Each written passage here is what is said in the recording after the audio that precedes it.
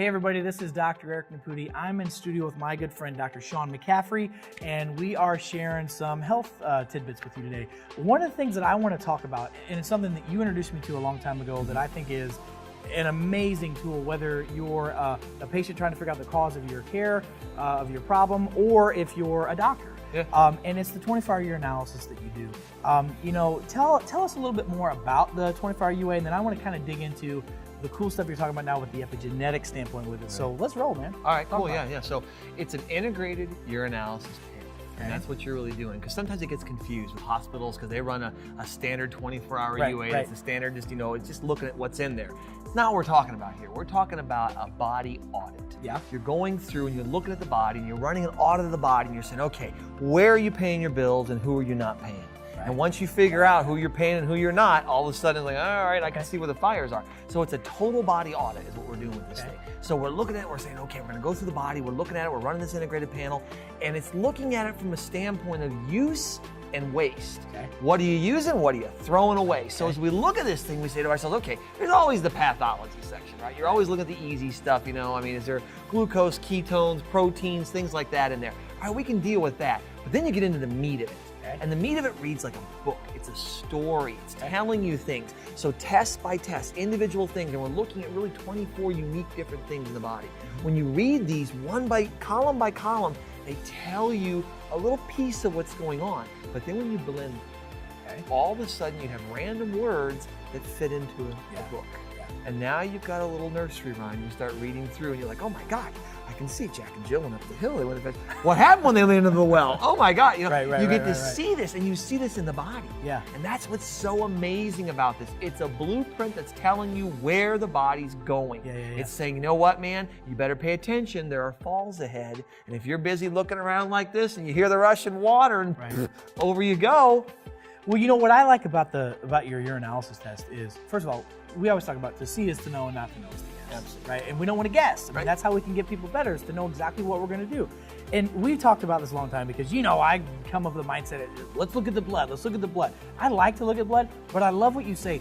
The blood is like the most pure substance in the body. It's going to rob Peter to pay Paul to keep the blood pure. The urine, we can see what's going on here and now. And again, way differently than like if you go do a dip test or the standard what's in your urine. It's the function of your body by looking at it. So, I love talking about DNA, genetics, epigenetics, all that stuff, because that's so hot right now, and that's where healthcare is and it's going.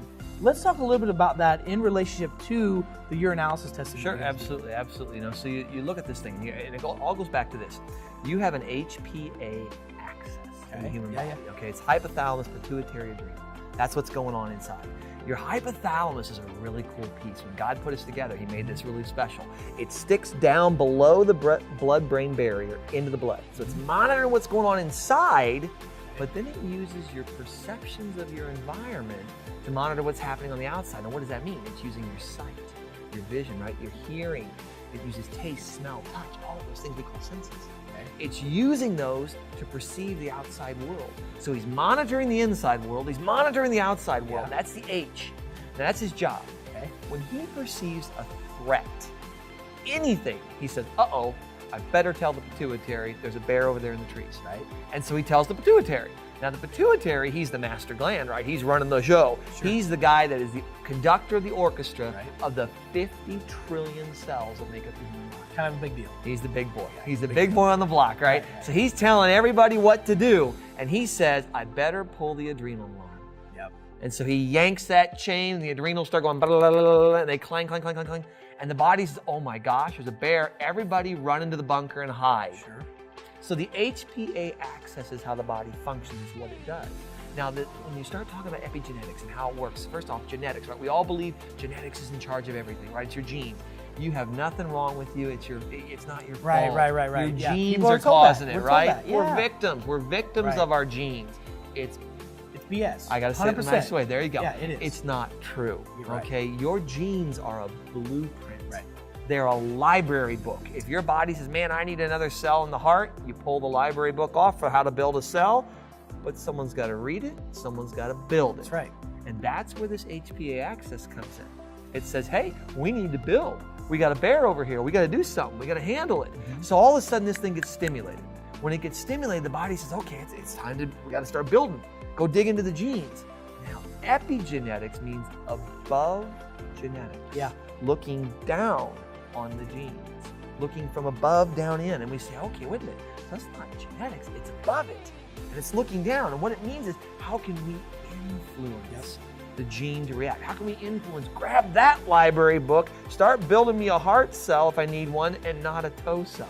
Yeah. You know what I mean? It's like, how do you know, right? Well, I do know what you mean. And like, I remember being a kid reading in my weekly reader back in grade school, you know, your genes are your genes. Half are from your mom, half are from your dad, and that's your health. That's not true. Not at all. And we also now know that you may have, well, we all have genes in our body, but just because you have a gene doesn't mean it's going to express for sickness or health. I mean, look at like Angelina Jolie, you know, remember the breast cancer gene that she had, and she went and had mastectomy. Yeah, I mean, and now we know that just because you have it doesn't mean that you're going to have expression of that, you know, and I jokingly said on the radio whenever she did that, it was a couple years ago, I said, well, if Brad Pitt found out he had you know, issues with a gene for his testicles, would he cut his balls off? And he probably would have at the time, but I mean, it just goes to show you that we learn new stuff all the time. Yeah. And learning about how that HPA axis works, and then digging into it deep with that 24-hour UA, and that's which what makes it does. So simple. That's exactly it. You got it. And that's what the UA does, because the UA says, okay, I'm being pushed too hard. Something's forcing my body to adapt to its environment.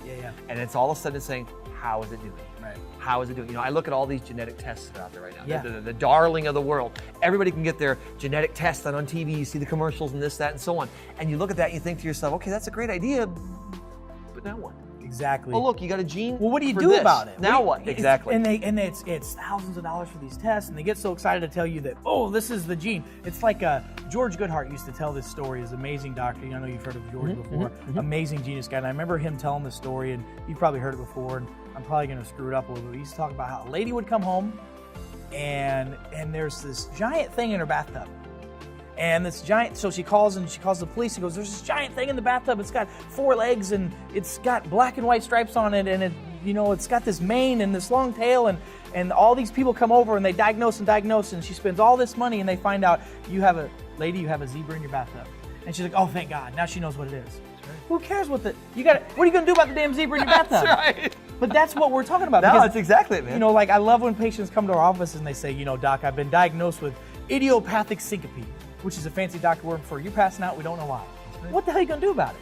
Heart disease, cancer, diabetes, stroke, whatever the symptoms are. Idiopathic is the best. Idiot. There you go. That's what it is. That's basically what they're telling you. Hey, sorry, we don't know what's wrong with you. But here's a drug. But there it is. There you go. So you know, you're right, and you're on the right track with this thing. And this is where we're talking. When we look at this thing, we think to ourselves, okay, so epigenetics then is the study of how you can influence your genes. Right. And you know, when they did the genome study, when they completed the genome study, one of the biggest misnomers, they thought we have 150,000 unique little proteins in the body, and there's supposed to be a gene for every one. Right. But there's only 25,000 genes. Right. And so we're like, wait a minute, something's wrong. We got 150,000 things that need built, but we've only got 25,000 blueprints. And they thought that something's dramatically wrong. And so as we've investigated, and this is really where the field of epigenetics came crawling out of, is it looked at this and it said, wait, something's not right.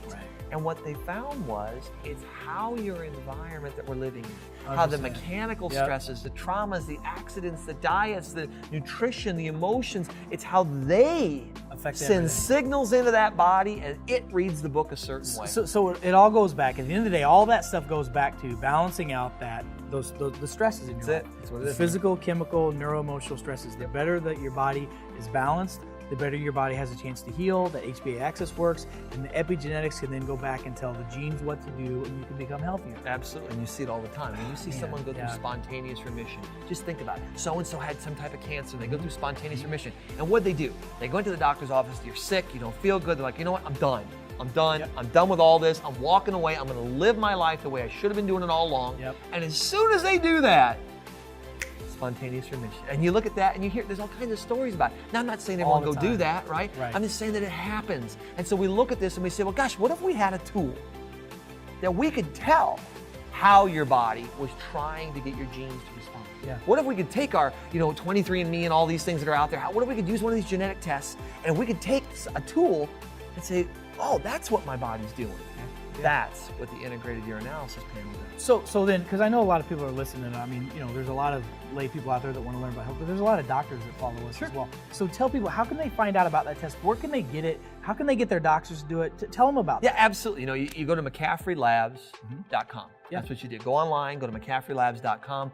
We have a great little website set up. We got a great clinic. It's a fantastic thing. I've been involved with this lab for 20 years. Yeah. And I mean, blood, sweat, and tears into this thing to understand it, because it's such a key piece in understanding how the body gets in trouble and how the body's trying to stay out of trouble. Right. And if you don't get ahead of the ball, you get in trouble. Wayne Gretzky used to always say, Wayne Gretzky used to always talk about the puck, right? Right. So he goes, doesn't do any good to go where the puck's already been. You got to get ahead of it. You got to know where it's going. That's right. That's what we're doing. That's what we do in practice. That's what the lab is doing. That's what the integrated panel is doing. It's telling you, where is the puck going next? Yeah.